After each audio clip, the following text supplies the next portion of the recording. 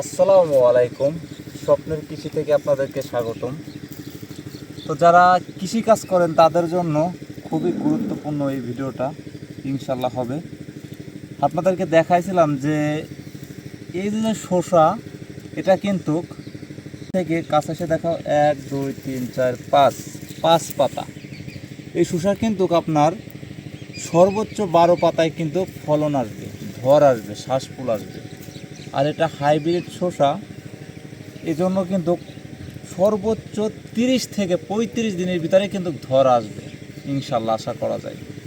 তো আপনাদেরকে এটাই বলতে চাই, এই যে দেখেন যে আজকে কিন্তু আমি এই যে সার বুনাইছি সর্বপ্রথম। এই সার বুনানোর পরে কিন্তু আমি এই আগাছাগুলো পরিষ্কার করতেছি, কারণ এই আগাছাগুলো যদি আমি পরিষ্কার না করি তাহলে কিন্তু আমার এই যে শসা গাছ, এটা কিন্তু পরিপূর্ণভাবে সারগুলো খাইতে পারবে না। এই আগাছাগুলোই কিন্তু খেয়ে ফেলবে। এই জন্য কিন্তু আমি এই আগাছাগুলো পরিষ্কার করতেছি। আর যেহেতু এটা 30 থেকে 35 দিনে ধর আসবে, এই জন্য এটা কিন্তু খুব ফাস্ট ট্রিটমেন্ট করতে হবে।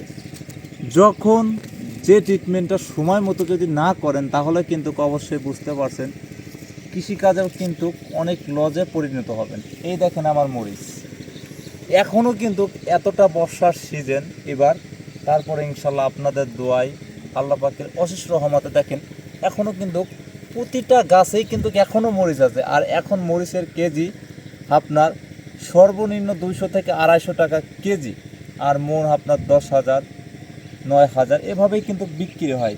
ঠিক তেমনই যে আমার শসা গাছটা দেখেন যে আমার ট্রিটমেন্টের ফলেই কিন্তু এই গাছগুলো পরিপূর্ণভাবে সুস্থ আছে। তো সর্বপ্রথম আপনাদেরকে বলি, আপনারা যারাই কৃষিকাজ করেন সর্বপ্রথম যেটা প্রয়োজন, সবচেয়ে গুরুত্বপূর্ণ আমি বারবার বলি যেগুলো, সেগুলো সর্বপ্রথম বীজ।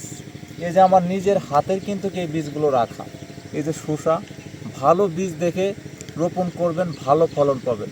তো ভালো থাকবেন। আসসালামু আলাইকুম।